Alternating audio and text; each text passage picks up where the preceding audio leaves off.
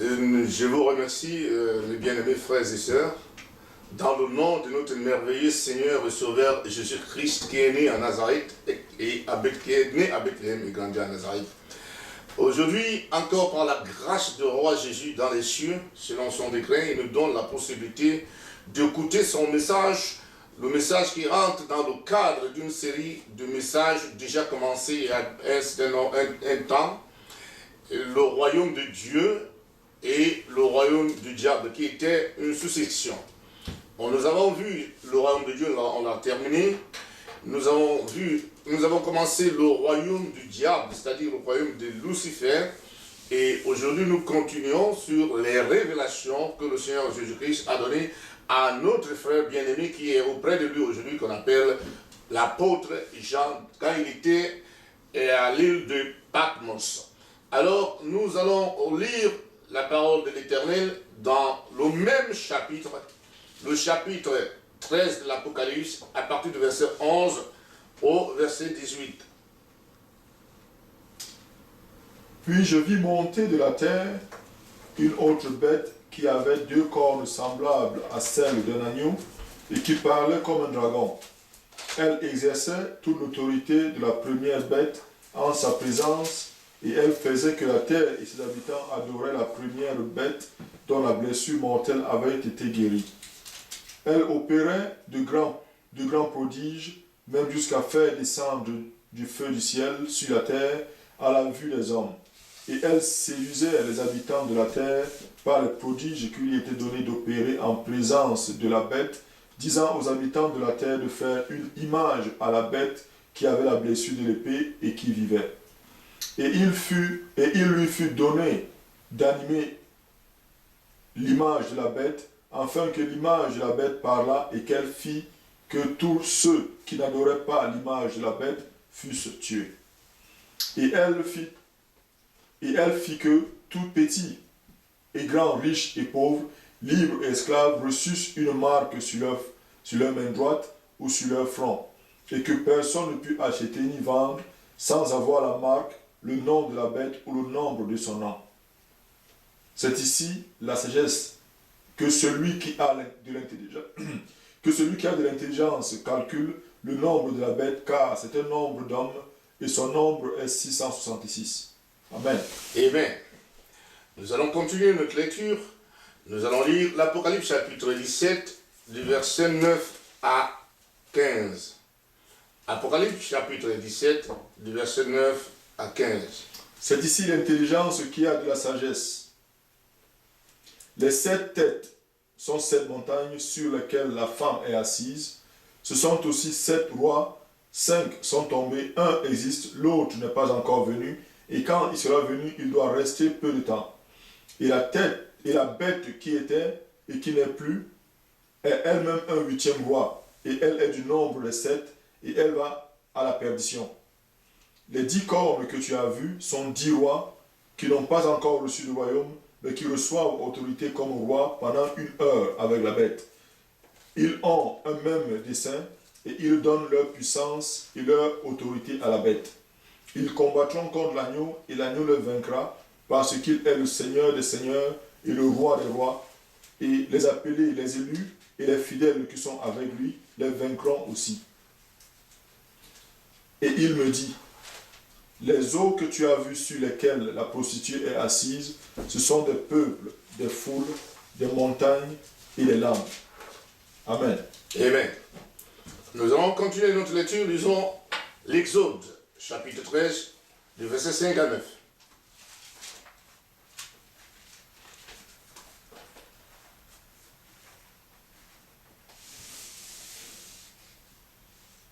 Quand l'Éternel t'aura fait entrer dans le pays des Cananéens, des Hétiens, des Amoréens, des Éviens et des Jébusiens, qu'il a juré à tes pères de te donner,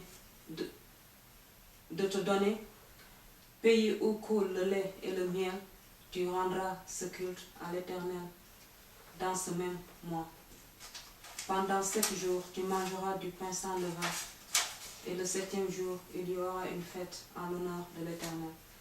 On mangera des pains sans levain pendant 7 jours. On ne verra point chez toi le pain levé, et l'on ne verra point chez toi de levain dans toute l'étendue de ton pays. Tu diras alors à ton fils, c'est en mémoire de ce que l'Éternel a fait pour moi lorsque je suis sorti d'Égypte. Ce sera pour toi comme un signe sur ta main et comme un souvenir entre tes yeux, afin que la loi de l'Éternel soit dans ta bouche. Car c'est par sa main puissante que l'Éternel t'a fait sortir d'Égypte. Tu observeras cette ordonnance au temps fixé d'année en année. Amen. Amen. Amen. Amen. Et bien aimé, que le nom de notre Seigneur Jésus-Christ soit loué. Le but de nos exhortations aujourd'hui sur la terre, c'est de faire comprendre au monde qu'il y a une fin de toutes choses. C'est de diriger les hommes vers celui que Dieu a oint, qui s'appelle Jésus-Christ, afin que lui seul, comme il le dit très bien et clairement haut et fort, non seulement il a dit à ses disciples, mais il a fait écrire ce qu'il a dit à ses disciples. Aujourd'hui, nous avons la parole de Dieu qui est la Bible, qui circule dans toutes les nations du monde. Il est l'unique qui sauve. Il est l'unique qui donne la vie. Le but de nos enseignements, le but de nos révélations, c'est que les hommes soient convaincus qu'ils iront à la fin de leur jour, tel que le roi Jésus-Christ l'a fixé. Et qu'en comprenant les révélations, c'est-à-dire les choses qui ont été prescrites avant que le monde ne soit, qu'ils acceptent la réalité, c'est-à-dire qu'ils vont mourir un jour et qu'ils se présenteront devant le Seigneur Jésus-Christ de Nazareth. Alors, pour l'étude du royaume de Lucifer, ceci permet à ceux qui ont cru déjà au Seigneur Jésus-Christ de bien comprendre à quel temps nous sommes. Parce que la parole de Dieu nous exhorte en disant que c'est lui qui a de la connaissance ou de l'intelligence, qu'il comprenne, qu'il sache, qu'il regarde, afin de pouvoir recevoir l'explication, les mystères du royaume de Dieu qui sont inscrits dans ce livre et surtout dans ce chapitre 13 de l'Apocalypse que nous venons de lire. Venons donc dans la lecture de notre chapitre 13, du verset 11 au verset 18. Nous avons déjà vu la première bête, toujours du même chapitre, du verset 1 au verset 8, au verset 10, le temps pour moi. Alors là, le frère John a vu une bête qui sortait de la mer, à laquelle le diable, le dragon, a remis sa grande puissance, son trône et une grande autorité. Et nous avons vu que la terre, à la vue de cette bête, l'a embrassé, la terre l'a adoré, l'a admiré, et la terre tout entière, c'est-à-dire la population de la terre, a dit que qui est semblable à la bête, qui peut la combattre. Et la population de la bête a admiré aussi le diable. Alors, pendant que le frère Jean, l'apôtre Jean, regardait, le Seigneur lui montre encore une autre bête, mais cette fois-ci, cette bête sort de la terre. Et cette bête a une autre forme. Quelle est donc la forme de la bête? La Bible nous dit que la bête a deux cornes semblables aux cornes de l'agneau. Et la bête parle comme un lion. Alors que la première bête avait 7 têtes et 10 cornes. La première bête ressemblait au léopard, à l'ours, mais aussi qui parlait comme un dragon.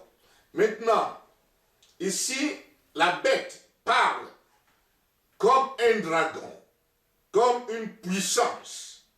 Et cette deuxième bête qui sort de la terre pose des actes très concis, très précis. Quels sont ces actes que la bête est venue poser? Premièrement, la bête, celle dont il s'agit ici, celle qui sort de la terre, fait que les habitants de la terre adorent la première bête qui est encore là, qui a reçu une blessure, presque mortelle. Et, deuxièmement, elle fait que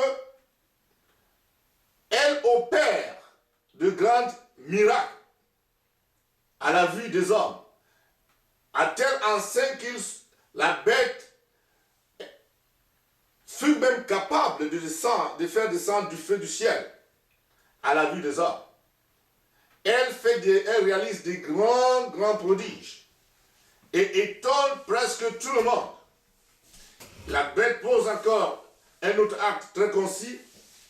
Elle dit aux habitants de la terre de faire une image de la bête et que la terre tout entière adore l'image de la bête. Il y a encore un autre acte que la bête va poser. Elle anime l'image de la bête afin que l'image de la bête parle. Et il y a encore un autre acte que la bête va poser. Elle fait que tous les habitants de la terre reçuchent la marque de la bête sur leur main droite et sur leur front.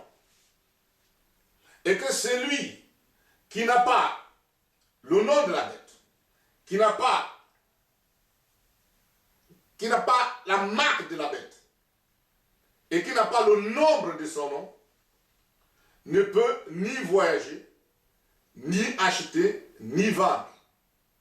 Et que toute la terre, celui qui refuse d'avoir ces choses, c'est-à-dire de porter le nom de la bête, d'avoir la marque de la bête, ou le nombre de son nom, et le nombre de son nom, c'est le nombre qui correspond